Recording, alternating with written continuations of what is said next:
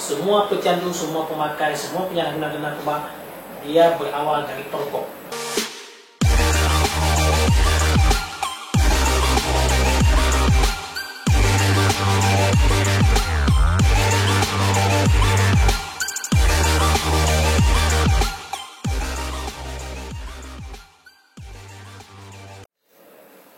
Assalamualaikum warahmatullahi wabarakatuh. Bersama saya sudah hadir Bang Hasnanda. Beliau adalah Kepala BNN Kota Banda Aceh. Ya.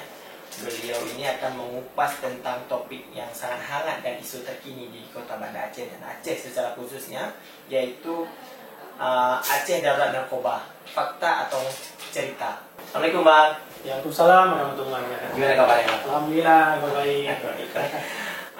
Bang, mungkin sahabat Sahaz juga ingin mengetahui apa sih membuat Aceh ini menjadi ladangnya narkoba, menjadi surganya masuknya narkoba.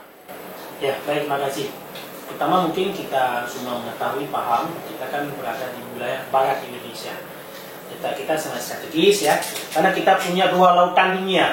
Ada Selat Melaka, ada Samudra Hindia. Kalau masa dulu, makanya Islam kan masuk pertama dari Aceh ya, karena pertama semua bangsa-bangsa dari Arab, dari India tetap melalui pintu. Nah di masa kini ini tentu jangan kita letak sangat strategis, tentu dimanfaatkan oleh para bandar, karena kita memang berada di pintu dunia ini. Semua negara yang membawa barang apapun dia ketika mau ke Selat Melaka tetap melalui Aceh. Oleh sebab itu karena kita letak kita yang memang sangat strategis dimanfaatkan, jadi ancaman. Mau tidak mau, maka bandar-bandar itu memanfaatkan posisi daratan Aceh itu untuk didaratkanlah narkoba barang haram tersebut. Ada yang transit, ada yang kemudian memang untuk tujuan di provinsi Aceh. Gimana tren narkoba di Aceh sekarang, Bang? Kita bisa melihat bahwa di media berton, berkilogram, beratusan kilogram gitu, Bang. Itu fakta atau cerita, Bang? Iya, itulah fakta sebenarnya. Walaupun mungkin ketika kita sampaikan kepada publik, kepada satu dua orang, menganggap itu kan kadang-kadang kita melebih-lebihkan. Tapi nyatanya institusi baik Polri maupun BNN sendiri menemukan kasus terakhir mungkin di wilayah pantai barat, bagaimana ditemukan berton-ton ya. Padahal narkotika jenis sabu itu 1 kilogram saja itu bisa merusak 4.000 orang. 1 kilogram ya. Bayangkan kalau beredar 2 ton, motor sudah habis penduduk kita. Penduduk kita hanya 5 juta saja. Ya. Jadi bisa, ini begitu bahayanya. Dan tren itu sebenarnya berlaku juga di nasional sebenarnya.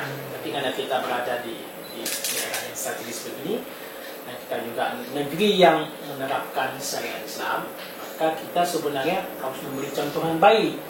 Teladanlah buat nasional dalam hal penanganan narkoba ini. Kalau kita melihat, Bang, dari segi pemakai, Bang ya, siapa konsumen terbesar kita ini, Bang? Ya, kalau konsumen kita terbesar itu tetap usia pemuda. Memang usia pemuda itu kadang-kadang perbedaan. Kalau di Undang-Undang Pemuda dia sebutkan pemuda itu usia maksimal 30 tahun. Tapi kalau kita di KMPI usia pemuda itu 40 tahun. Nah, kisaran lebih kurang 16 sampai 40 tahun itu usia-usia yang paling banyak menyalahgunakan narkoba. Ya, narkoba yang paling banyak disalahgunakan kalau di tingkat Aceh nasional mungkin juga sama dia ganja. Kan? Ganja, kedua sabu, dan ketiga ekstasi. Itu penelitian resmi dari LIPI dan BNN. Iya. Apakah sekarang ganja narkoba ini sudah masuk perdesaan? Masuk. Ya? Sudah banyak disampaikan juga oleh pimpinan kita BNN ya, mungkin juga tentang kita, bahwa hampir tidak ada desa di Indonesia ini yang tidak digempur oleh narkoba dengan berbagai jenisnya. Dan jenisnya bermacam ya, jenis narkoba, kan? Ada narkotika, ada psikotika dan sebagainya. Nah, tapi jangan lupa juga teman-teman juga ini kan anak-anak muda juga untuk memahami paham bahwa ada juga yang disebutkan narkoba itu sebenarnya kepanjangan itu singkatan. Narkotika, psikotika, dan bahan adiktif. Kalau narkotika dengan psikotika dia kan dekat-dekat ya, sabu, ganja, ya itulah betul-betul. Tapi kalau bahan adiktif itu yang paling bahaya menurut kita itu ada lem, merokok, dan miras. Itu kan yang tidak masuk ke Undang-Undang 35. Ini yang kemudian harus dipahami oleh banyak generasi muda, apalagi adik-adik kita yang sering menyalahgunakan lem itu. Lem itu sebenarnya tangga paling bawah yang mencapai yang lain. Tapi daya rusaknya itu sama seperti sabu dia. Kita pelajar kita banyak yang beli. Mas Aceh, lincah kami. Bahaya. Kemudian rokok. Ya, kita sering mengkampanyekan jangan merokok. Kenapa? Semua klien yang kita tangani di BNN Kota Aceh dan di BNN ini juga banyak menangani kasus rehabilitasi. Semua pecandu, semua pemakai, semua penyalahguna narkoba dia berawal dari perokok. Hampir tidak ada yang kita temukan penyalahguna itu bukan merokok, hampir tidak ada. Ada 1-2 kasus yang itu bisa kita anggap dikecualikan. Tapi 90% lebih itu semua perokok. Di kalau merokok berdepan dengan narkoba. Apalagi mohon maaf, kita juga paling capek sebenarnya menyadarkan orang tua. Jangan merokok di depan anak.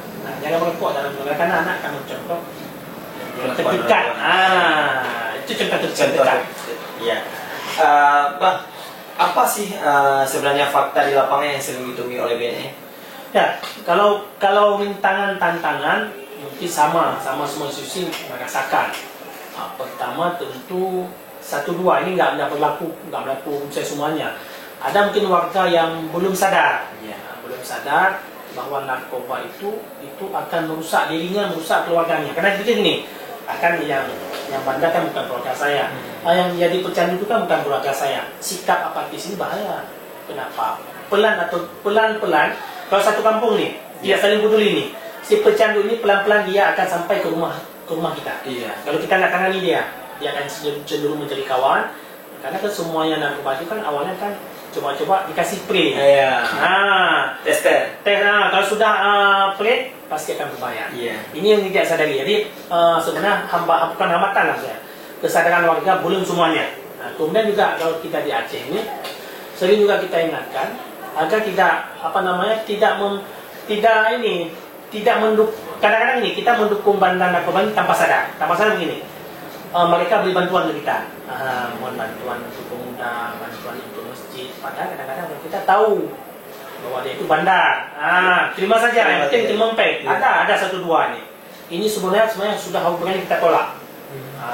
Jadi kalau kita tolak narkoba, hubungannya juga kita tolak bantuan mereka. Kalau tidak, mereka merasa terlindungi atau mereka merasa berarti yang saya lakukan ini ternyata masyarakat mendukung. Maka daya rusak itu sangat baik. Sebenarnya saya sampaikan 1 kilo medan 4.000 bisa habis. Iya betul. Iya betul Bang. Karena saking ganasnya narkoba dan kita juga menjadi surganya masuk narkoba yang tadi kita bahas Bang. Apa sih harapan BNN ke depan dan seterusnya Bang? Ya, pertama tentu harapan kita semua pemangku kepentingan, semua masyarakat, semua pemuda sama-sama. Karena persoalan narkoba ini tidak bisa ditangani oleh Polri, oleh BNN, nggak cukup kita. Karena menangani narkoba ini dia harus dari hulu sampai hilir. Kalau hanya misalnya keamanan negara hanya menangani perbatasan, menangani pemberantasan, nggak bisa dia. Bagaimana saudara-saudara kita yang sudah memakai? Apa target kita? Bagaimana kita memisahkan antara pemakai, pengguna dengan pengedar? Kalau tidak, sahabat jadi dan sekalian, itu lapas akan penuh.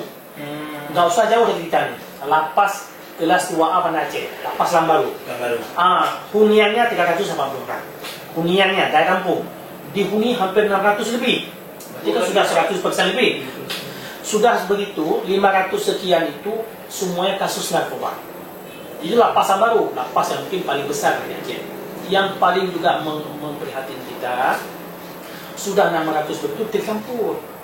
Mencampur.